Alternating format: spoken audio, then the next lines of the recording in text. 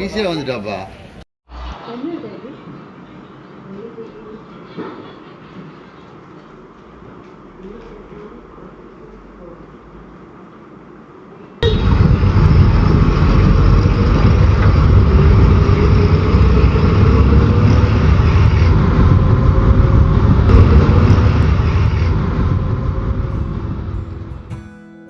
Hello guys, welcome to Sam's garden. இன்னைக்கு வீடியோவில் எதை பற்றி பார்க்க போகிறோன்னா, என் கையில் என்ன இருக்குன்னு தெரியும், முருங்கைக்காம்பு.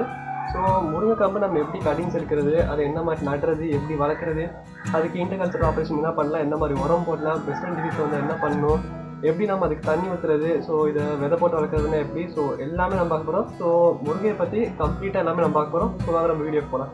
ஃபர்ஸ்ட் நம்ம முருங்கையை நடப்படுற ஒரு லொக்கேஷன் பற்றி நம்ம பார்ப்போம். ஸோ முருங்கையை பொறுத்தவரை சப்ட்ராபிக்கல் அண்ட் ட்ராபிக்கல் ரீஜன்ஸில் நல்லா வளரும். முக்கியமாக சம்மர் இயர் ரவுண்ட் இருக்கிற இடத்துல சூப்பராக வளரும், செம்மையாக காய் பிடிக்கும். இப்போ நான் ஒரு எக்ஸ்மார்க் போடுறேன் பாருங்கள். ஸோ அந்த இடத்துல தான் முருங்கை நடப்புறேன். மேலே பார்த்தீங்கன்னா ஓப்பன் ஸ்பேஸ் தான், அது விரிஞ்சு வளர்கிறதுக்கும் நல்ல இடம் இருக்குது. ஸோ இந்த மாதிரி ஸ்பேஷியஸாக இடம் விட்டு முருங்கையை வைங்க. வெதர் பொறுத்தவரை 8 hours மேலே சன்லைட் இருக்க மாதிரி பார்த்துக்கோங்க.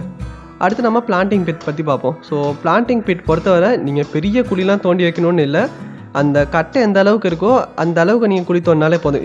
முருங்கை வந்து இனிஷியலாக வேர் விடும்போது அது கொஞ்சம் கஷ்டப்பட்டு வளர்கிறதுக்கு பிடிக்கும். ஏன்னா அது கொஞ்சம் காம்படிஷன் எதிர்பார்க்குற செடி தான்.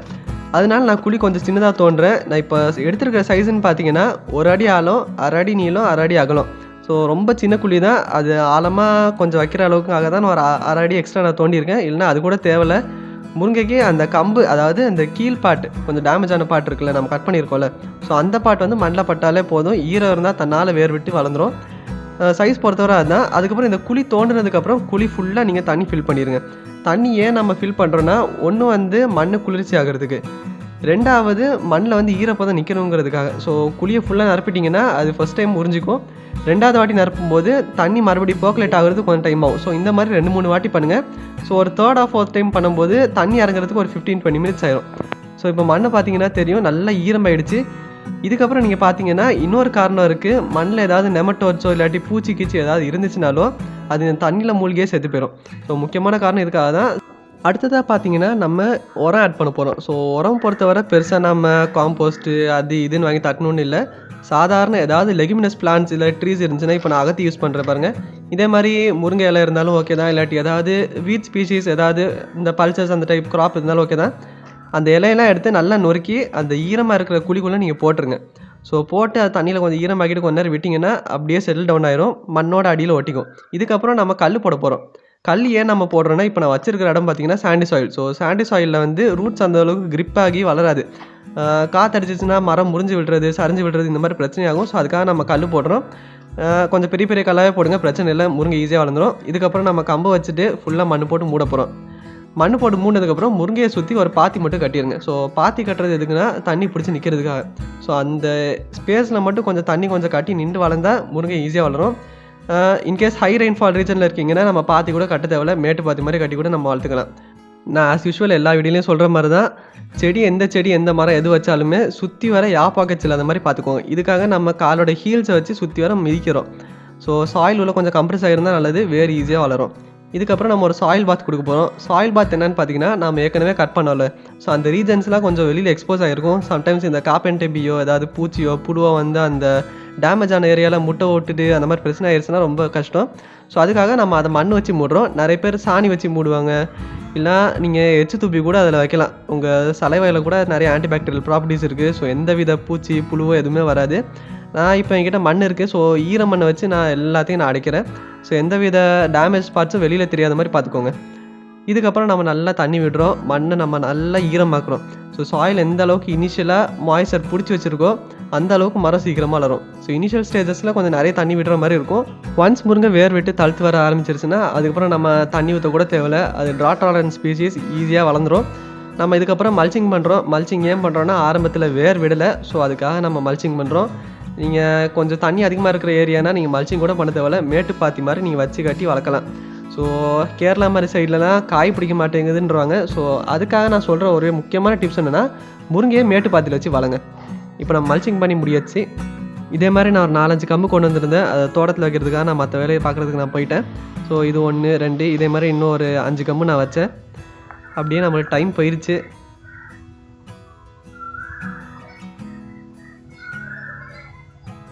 ஸோ நம்ம முருங்கையில் எப்படி கட்டிங்ஸ் இருக்கிறது எப்படி நடுங்கிறத பற்றி நம்ம பார்க்குறோம். இப்போ பின்னாடி 2-3 முருங்கை மரம் இருக்குது. ஸோ உங்கள் தேவைக்கு ஏற்ற மாதிரி முருங்கை எப்படி நீங்கள் நடலாம், அதுக்குள்ள ஸ்பேசிங்ஸ், பெஸ்ட் அண்ட் டிசீஸ், அதுக்கு எப்படி நீங்கள் வாட்டர் மேனேஜ்மெண்ட் பண்ணுறது, அதுக்கான ஃபர்டிலைசர் என்ன அப்படிங்கிறத பற்றி நான் சொல்ல போகிறேன். அண்ட் முக்கியமாக முருங்கையில் சில இன்டர்கல்ச்சரல் ஆப்ரேஷன் பண்ணுவாங்க, அதையும் நான் கிளியராக எக்ஸ்பிளைன் பண்ணுறேன். ஸோ வாங்க போகலாம். ஸோ நம்ம இதுக்கு முன்னாடி பார்த்துருப்போம் நம்ம எப்படி பெரிய முருங்கை மரத்தை வெட்டினா அது எப்படி கொண்டு போய் வச்சோன்னு. அதுலேருந்து எனக்கு ஒரு 5 பீஸ் வந்துச்சு. அந்த 5 பெரிய மரத்தை கொண்டு போய் நான் வச்சுட்டேன். 5மே ஷுவராக வந்துடும் எனக்கு தெரியும். அந்த முருங்கை வெரைட்டின்னு பார்த்தீங்கன்னா பூனை முருங்கன்னு வாங்க. ஸோ நீங்கள் முருங்கை அவ்வளோ பெருசாக கொண்டு போய் தான் வைக்கணும்னு இல்லை. ஆன் ஆவரேஜ் ஒரு பென்சில் திக்னஸ் இருந்தாலே போதும். இப்போ நான் காட்டுறேன் பாருங்க. இப்போ இது ஒரு முருங்கை குச்சி பாருங்க. இந்த பென்சில் திக்னஸ் இருந்தாலே போதும், முருங்கை ஈஸியாக வந்துடும். அண்ட் முக்கியமாக ஸ்டெம் வந்து பச்சையாக இருக்கக்கூடாது, ஸ்டெம் வந்து ப்ரௌனாக மாறி இருக்கணும். ஸோ இது பார்த்தீங்கன்னா தெரியும், ஸ்டெம் வந்து உங்களுக்கு பச்சையாக இருக்குது. ஸோ பச்சை ஸ்டெம் வைக்காதீங்க, ஸ்டெம் ப்ரௌனாக மாறி இருந்துச்சுன்னா மட்டும் கொண்டு போய் வைங்க. அப்போ தான் முருங்கை ஷுவராக வரும். பென்சில் திக்னஸ் போடும் ஆன் ஆவரேஜ் முருங்கை மரம் ஈஸியாக வரதுக்கு. அண்டு இன்னொரு முக்கியமான விஷயம் என்னன்னா, முருங்கை நான் பென்சில் திக்னஸ்ன்னு சொன்னாலும் ஆன் ஆவரேஜ் நீங்கள் கை எப்படி ரவுண்டாக வச்சுக்கோங்களேன். இது என்ன டயமீட்டர் வருதோ இந்த சைஸுக்கு நீங்கள் ஒரு அளவாக எடுத்து வச்சிங்கனாலே போதும், முருங்கை ஈஸியாக வந்துடும். நீங்கள் உட்காந்து பென்சில் திக்னஸ் பென்சில் வச்சு அழுதுட்டு இருக்கணும்லாம் தேவை. கையை ஜஸ்ட் இப்படி ரவுண்டாக வைங்க. இது என்ன டயமீட்டர் இருக்கோ இந்த டயமீட்டருக்கு வச்சாலே போதும், முருங்கை ஈஸியாக வந்துடும். இந்த பெரிய மரம் பார்த்தீங்கன்னா பூனை முருங்கன்னு சொல்லுவாங்க. ஸோ இது பெர்னியல் ட்ரீ தான். இந்த மரத்தை நான் ரட்டூனிங் பண்ணிகிட்டே இருப்பேன். அண்ட் இது பக்கத்தில் இருக்க யாழ்ப்பாணம் முருங்கை இப்போ தான் வச்சுருக்கேன்.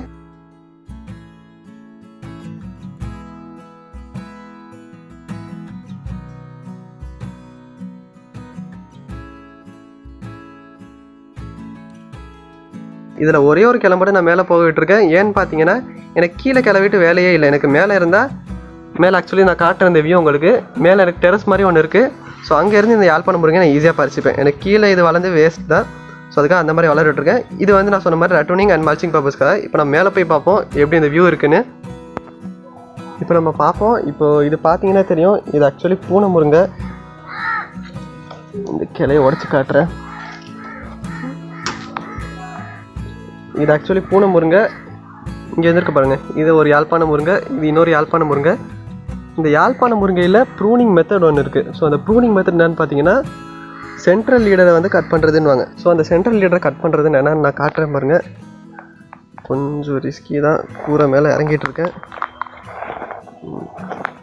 ஓகே, இங்கே பார்த்தீங்கன்னா தெரியும், இது மெயின் ஸ்டெம் தான். ஸோ இது ஒரே கிளை தான் மேலே போயிட்டு இருந்துச்சு. ஸோ இதை நான் இங்கே சாப் ஆஃப் பண்ணிட்டேன். இங்கே கட் பண்ணனே பாருங்கள், சைடில் நிறைய கிளை விட்டுருக்கு.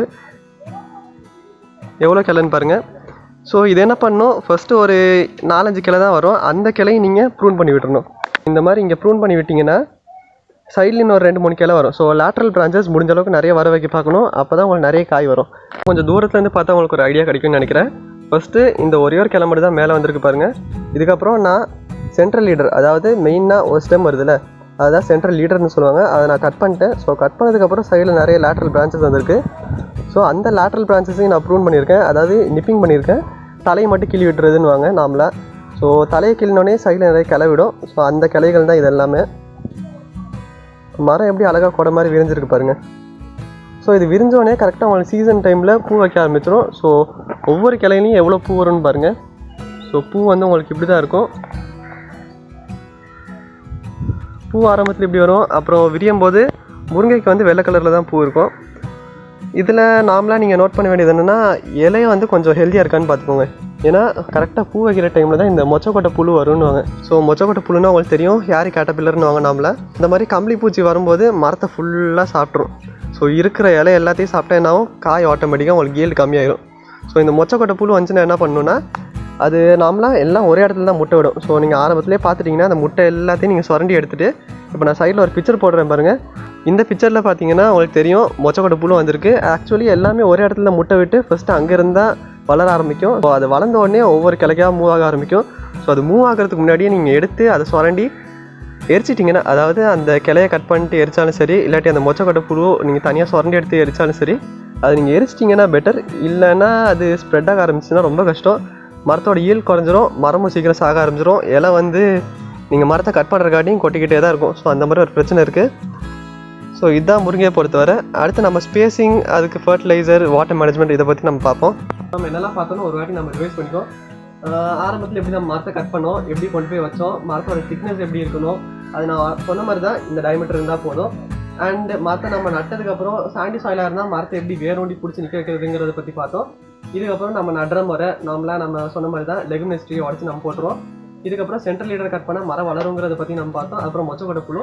ஸோ இந்த மொச்சக்கொட்டை புழு தான் மோஸ்ட்லி நிறைய முருங்கை தோப்பை தாக்குறது. நிறைய பேர் என்ன பண்ணிடுவாங்க, மரத்தை அடியோடு வெட்டிட்டு, அதாவது பொலாடிங் பண்ணிவிட்டு அந்த கிளையெல்லாம் போட்டு எரிச்சிடுவாங்க. ஏன்னா அது ஸ்ப்ரெட் ஆக ஆரம்பிச்சிச்சுன்னா சும்மா காட்டு தீ மாதிரி ஸ்ப்ரெட் ஆகும் இந்த புழுலாம். ஸோ இதை தடுக்கிறதுக்கு நான் சொன்ன மாதிரி தான், ஒன்று அந்த புழு எடுத்து நீங்கள் எரிச்சிடலாம், இல்லை முட்டையை பார்த்தீங்கன்னா முட்டையை கையில் சுரண்டி எடுத்து அதை எரிச்சிடலாம்.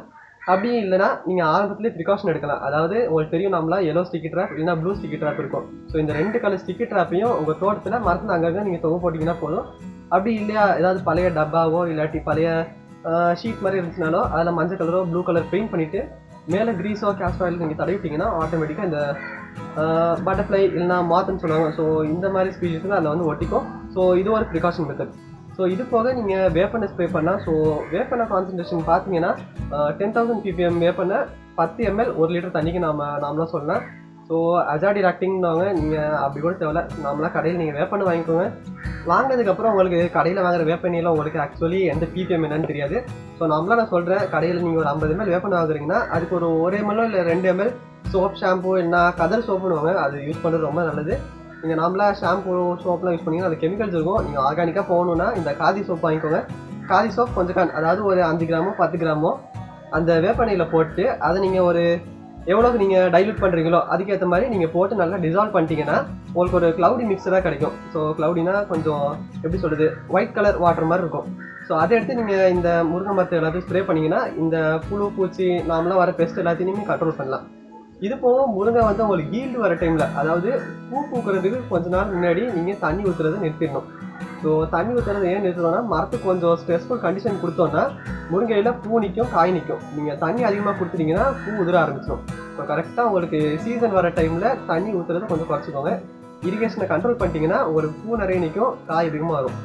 ஸோ இது போக முருங்கையில் நீங்கள் பார்த்தீங்கன்னா ஃபங்கல் அட்டாக் வரும். ஸோ ஃபங்கல் அட்டாக் பொறுத்தவரை காமனாக அவங்க என்ன சொல்லுவாங்கன்னா காப்பர் ஆக்சிக்ளோரைட் ஸ்ப்ரே பண்ண சொல்லுவாங்க. காப்பர் ஆக்சிக்ளோரைட் உங்களுக்கு தெரியும் கெமிக்கல் தான். ஸோ அதுக்கு ஆர்கானிக்காக என்ன ஆல்டர்னேட்டிவ் இருக்குன்னா, நீங்கள் தேமோர் கரைசல் எப்படி பண்ணுறதுன்னு உங்களுக்கு தெரியும். ஸோ தேமோர் கரைசலில் காப்பர் கம்பி ஒரு கை நிறைய காப்பர் கம்பி துணுதுனா வெட்டியோ இல்லாட்டி காப்பர் கம்பி வயர் மாதிரி இருந்தாலும் அதை எடுத்து அந்த தேமோர் கரைசலில் போட்டு ஒரு 10 நாள் 15 நாள் ஊற வச்சுருங்க. ஸோ இந்த காப்பர் கம்பி போட்டதுக்கப்புறம் தேமோர் கரைசலில் மேலே ஒயிட் கலர் லேயர் ஒன்று ஃபார்ம் ஆகும். ஸோ இந்த லேயர் ஃபார்ம் ஆனோடனே தேமோர் கரைசல் நீங்கள் நார்மலாக டைல்யூட் பண்ணி ஸ்ப்ரே பண்ணுற மாதிரி ஸ்ப்ரே பண்ணிங்கனாலே போதும், இந்த ஃபங்கல் டிசீஸ் எல்லாமே கண்ட்ரோல் ஆகிடும். ஸோ முருங்கையில் உங்களுக்கு சீசன் பார்த்தீங்கன்னா மார்ச்லேருந்து ஆகஸ்ட் வரைக்கும். ஸோ இதான் ஆன் சீசன் வாங்க. ஸோ இது போக ஆஃப் சீசனில் உங்களுக்கு காய் வந்தால் அதிக லாபத்துக்கு போகும். ஸோ ஆஃப் சீசனில் எப்படி நம்ம காய் வர வைக்கலாம், ஸோ இது நம்ம ஃபர்டிலைசர் மேனேஜ்மெண்ட்டோட சேர்த்து நம்ம பார்ப்போம். ஃபர்டிலைசர் மேனேஜ்மெண்ட் பொறுத்தவரை உங்களுக்கு தெரியும், நாமளாக ரிசர்ச் ஸ்டேஷனில் கேவிக்கெல்லாம் என்ன சொல்லுவாங்கன்னு NPK அது போடுங்க இது போடுங்கன்னு நான் அது எதுவுமே சொல்ல போகிறது இல்லை. ஆர்கானிக்காக எப்படி பண்ணலான்னு சொல்ல போகிறேன். ஸோ சாலிட் ஃபர்டிலைசர் பொறுத்தவரை ஒவ்வொரு சீசன்லேயும் 2 டைம், அதாவது 2 வாட்டி மாட்டு தொழு உரம் போடணும் இல்லை ஆட்டு தொழு உரம் போடணும். ஸோ இது ரெண்டுமே நீங்கள் மாற்றி மாற்றி போடலாம், இல்லாட்டி 2மே போடலாம், இல்லை 2மே போடாமல் ஏதாவது 1 மட்டும் போடலாம். எது இருக்கோ அதை நீங்கள் போட்டுக்கோங்க. ஸோ எங்கள் ஊர் பொறுத்தவரை ஆட்டு எருவு தான் மோஸ்ட்லி கிடைக்கும். ஸோ அது மட்டும் தான் போடுவாங்க. ஒரு மரத்துக்கு பொறுத்தவரை 10லேருந்து 20 கிலோ ஆட்டு தொழு உரமோ மாட்டு தொழு உரமோ மரத்தை சுற்றி வர ரிங் ஷேப்பில் நீங்கள் தோண்டி புதைச்சி வச்சிடணும். இதுக்கப்புறம் பார்த்தீங்கன்னா நீங்கள் இலைக்கு வந்து foliar spray. So foliar spray பொறுத்தவரை நீங்கள் நிறைய ஃபோலியா ஸ்ப்ரே உங்களுக்கு தெரியும், ஜீவாமிர்தம் பஞ்சகாவியம் இந்த மாதிரி நீங்கள் கொடுக்கலாம். ஆனால் முருங்கையை பொறுத்தவரை அதுக்கு மீன் அமிலம் கொடுத்தீங்கன்னா ரொம்ப சூப்பராக காய் பிடிக்கும் அண்ட் இலை கூட நல்லா செழிப்பாக வளரும். ஸோ நான் எப்படி வீட்டிலேயே மீன் அமிலம் செய்யுதுன்னு சொல்லிட்டு நான் மேலே ஐபட்டனில் ஒரு லிங்க் தரேன், கிளிக் பண்ணி பாருங்கள். மீன் அது மாதிரி நாட்டு சக்கரை இருந்தால் போதும், நீங்கள் ஈஸியாக செஞ்சிடலாம்.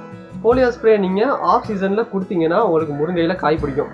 ஸோ இது நிறைய பேர் உங்களுக்கு சொல்ல மாட்டாங்க, ஆஃப் சீசனில் அது போடுங்க இது போடுங்க பொட்டாஷ் போடுங்க அதெல்லாம் சொல்லுவாங்க. ஸோ அதெல்லாம் எதுவுமே தேவையில்லை. மீன் அமிலம் நீங்கள் கரெக்டாக சீசனில் ஹார்வெஸ்ட் பண்ணி முடிச்சதுக்கப்புறம் நீங்கள் மரத்தை நீங்கள் ஸ்ப்ரே பண்ணிங்கன்னா உங்களுக்கு ஆஃப் சீசனில், அதாவது டிசம்பர் ஜனவரி மழை காலத்தில் நீங்கள் ஸ்ப்ரே பண்ணிங்கன்னா உங்களுக்கு மரத்தில் காய் பிடிக்கும். ஸோ இது நார்மலாக பண்ணுவாங்க. இது போக சில ஊரில் என்ன பண்ணுவாங்கன்னா முருங்கைக்கு வந்து புகை போடுவாங்க. உங்களுக்கு தெரியும் மாங்காய்க்கு வந்து மாமரத்துக்கு சில பேர் வந்து புகை போடுவாங்க ஆஃப் சீசனில் காய் பிடிக்கிறதுக்கு. பட் முருங்கைக்கும் புகை போட்டிங்கன்னா ஆஃப் சீசனில் காய் பிடிக்கும். இது சில பேர் சொல்கிற டிப்ஸ் தான், இதை ட்ரை பண்ணி பாருங்கள் எப்படி வளருதுன்னு. ஆஃப் சீசனில் காய் பிடிக்கிறதுக்கு இன்னொரு மெத்தட் இருக்குது. அது என்னன்னு பார்த்தீங்கன்னா ஆர்டிஃபிஷியல் என்வரன்மெண்ட் கிரியேட் பண்ணுறது. ஸோ நம்மளாம் நம்ம நாட்டில் பண்ண மாட்டாங்க, வெளிநாட்டில் க்ரீன் ஹவுஸ் வச்சுலாம் பண்ணுறாங்க. ஸோ நம்ம நாடு பொறுத்தவரை இது எப்படி நம்ம கன்வெர்ட் பண்ணிக்கலாம்னா, சீசன் இருக்கிற டைமில் மரத்தை ப்ரூன் பண்ணி அதுக்கு அதிகமாக தண்ணி விட்டிங்கன்னா கிளவிட ஆரம்பிக்கும். ஸோ கிளவிட்டு ஆஃப் சீசன் டைமில் அது ஆட்டோமேட்டிக்காக பூக்க ஆரம்பிக்கும். ஸோ அந்த டைமில் நீங்கள் மேட்டு பார்த்து மாதிரி கட்டிட்டீங்களோ இல்லைனா தண்ணி கட்டாத மாதிரி நீங்கள் பார்த்துக்கிட்டீங்கனாலும் ஆட்டோமேட்டிக்காக மரத்தில் காய் பிடிக்க ஆரம்பிக்கும். சில முருங்கை வெரைட்டிக்கு ஒர்க் ஆகுது, சில முருங்கை வெரைட்டிக்கு இது ஒர்க் அவுட் ஆக மாட்டேங்குது. ஸோ இது நீங்கள் உங்கள் கேவிக்கையோ இல்லாட்டி ரிசர்ச் சென்டர்லேயே கேட்டு பார்த்துக்கோங்க இந்த மெத்தட் ஒர்க் ஆகுமான்னு. ஸோ முருங்கையோட ஃபர்டிலைசர் மேனேஜ்மெண்ட் பொறுத்தவரை இதுதான். அடுத்து வாட்டர் மேனேஜ்மெண்ட்டுன்னு பார்த்தீங்கன்னா முருங்கைக்கு தண்ணி விடுறது காய்ச்சல் பாய்ச்சலாக இருக்கணும். ஸோ ஸோ அதிகமாக தண்ணி தேவையில்ல. உங்களுக்கு தெரியும் முருங்கை வந்து வறட்சியை தாக்கு பிடிச்சி கூட வளரும். ஸோ அதிகமாக நீங்கள் தண்ணி ஊற்ற தேவையில்ல. முருங்கையை பொறுத்தவரை வாரத்துக்கு 1 வாட்டி 2 வாட்டி மட்டும் நீங்கள் தண்ணி ஊற்றினா போதும். முருங்கை சீசன் டைமுக்கு வர அதாவது மார்ச்லேருந்து ஆகஸ்ட் டைமுக்கு வர நீங்கள் தண்ணி ஊற்றுற ஃப்ரீக்வன்சியை குறைச்சிக்கோங்க. அப்போ தான் மரத்தில் பூ நிற்கும், காய் பிடிக்கும். ஸோ இது நான் ஆரம்பத்துலேயே சொன்ன மாதிரி தான். அடுத்தது நம்ம முருங்கையோட ஸ்பேசிங் பார்க்க போகிறோம். ஸோ முருங்கையை பொறுத்தவரை ஆனுவல் முருங்கையா இல்லைனா பெருநியல் முருங்கையாங்கிற பொறுத்து. அதாவது சில முருங்கை வந்து விதையிலேருந்து போட்டால் நல்லா வளரும், சிலது வந்து வெட்டி வச்சா நல்லா வளரும். ஸோ சேலம் பக்கம்லாம் பார்த்தீங்கன்னா விதையிலேருந்து போட்டு தான் வளர்ப்பாங்க. இதே இது மற்ற தமிழ்நாடு மற்ற இதெல்லாம் பார்த்தீங்கன்னா கம்பு வெட்டி தான் வளர்ப்பாங்க முருங்கை பொறுத்தவரை. ஸோ முருங்கையில இதை பொறுத்து நீங்கள் ஸ்பேசிங் டிசைட் பண்ணிக்கலாம். ஸோ டிஎன்ஏ டாக்குமெண்ட் நான் கீழே டிஸ்கிரிப்ஷனில் லிங்க்கில் கொடுக்குறேன், செக் பண்ணி பாருங்கள். ஸோ அதில் முருங்கையோட பேக்கேஜ் அண்ட் ப்ராக்டிஸ் எல்லாமே இருக்கும். ஸோ கடைசியாக நம்ம வேல்யூ அடிஷன் பற்றி பார்ப்போம். ஸோ நீங்கள் முருங்கையில் வேல்யூ அடிஷன் பொறுத்தவரை பார்த்தீங்கன்னா இந்தியாவில் அந்த அளவுக்கு மதிப்பில்லை. ஏன்னா இப்போதைக்கு முருங்கை பொடி மட்டும் தான் ஓரளவுக்கு ஓடிட்டு இருக்கு. இது போக பென்னாயில்னு சொல்லுவாங்க. ஸோ அது முருங்கை சீட்ஸில் இருப்பாங்க. ஸோ பென்னாயில் பொறுத்தவரை அதிகமான வேல்யூ உள்ள ஒரு பொருள். இது போக முருங்கை மோஸ்ட்லி வெளிநாட்டுக்கு எக்ஸ்போர்ட் பண்ணி தான் நிறைய பேர் சம்பாதிக்கிறாங்க. ஸோ வெளிநாட்டுக்கு எக்ஸ்போர்ட் பண்ணுற பொருள்னு பார்த்தீங்கன்னா முருங்கையில் சேர்ந்த இந்த கேண்டி பார் பண்ணுறாங்க, அதே மாதிரி முருங்கையில் சூப் பண்ணுறாங்க. இந்த மாதிரி நிறைய வெரைட்டியை ட்ரை பண்ணிட்டு இருக்காங்க. ஸோ இது மோஸ்ட்லி யூஎஸ் யூகேக்கு தான் போகுது. அண்ட் இந்த யூரோப்பியன் கண்ட்ரீஸில் இதெல்லாம் நல்லா ஒரு மூவ்மெண்ட் இருக்குது ஒரு பொருள். ஸோ முருங்கை பொறுத்தவரை வேல்யூ அடிஷன் பண்ணாலும் எக்ஸ்போர்ட்டிங் கம்பெனியும் ஒன்று பார்த்து நீங்கள் கொலாபரேட் பண்ணி அதாவது பண்ணிங்கன்னா உங்களுக்கு அது இன்னும் கொஞ்சம் ப்ராஃபிட்டபுளாக இருக்கும். கடைசியாக சின்னதாக ஒரு bonus video. So bonus video என்னென்னு பார்த்தீங்கன்னா நிறைய பேருக்கு முருங்கை எப்படி வெட்டி வைக்கணும்னு தெரிய மாட்டேங்குது. ரட்டூனிங் பண்ணுறாங்க, வெட்டுறாங்க, கோடால் வச்சு போடுறாங்க. ஸோ போடும்போது என்ன ஆகுதுன்னா இந்த மாதிரி நியூஸ் அண்ட் கிராங்ஸில் வந்து பெஸ்ட் அண்ட் டிசீஸ் வந்து உட்காந்துருக்குது. ஸோ மோஸ்ட்லி இந்த மாதிரி டைமில் என்ன ஆகும்னா முருங்கையில் வந்து பசை வடியும். ஸோ அந்த பசைக்கு வந்து எறும்பு வரும். ஸோ பிளாக் ஹேண்ட்ஸ் மோஸ்ட்லி அதுக்கு அட்ராக்ட் ஆகும். பிளாக் ஹேண்ட்ஸ் அதோடு சேர்த்து ஃபங்கல் டிசீஸோ இல்லாட்டி ஏதாவது ஒரு பெஸ்ட்டோ கொண்டு வந்துட்டா மரமே போச்சு. ஸோ அந்த மாதிரி எனக்கு ஒரு 2 மரம் போயிருக்கு. ஸோ அதனால முருங்கை எப்படி நம்ம ஸ்மூத்தாக வெட்டுறது, வெட்டி முடிச்சதுக்கப்புறம் என்ன பண்ணுறதுங்கிறது நான் காட்ட போகிறேன். ஸோ வாங்க பார்க்கலாம். இப்போ நான் இங்கே இருக்கிற இந்த ஸ்டெம்மை வெட்டி காட்டுறேன். ஸோ இது வந்து செமி ஹார்ட்வுட் டைப் தான். நான் சொன்ன மாதிரி தான் கையை வச்சிங்கன்னா எக்ஸாக்டாக டயமீட்டர் வந்து. ஸோ இதை நான் வெட்ட போகிறேன்.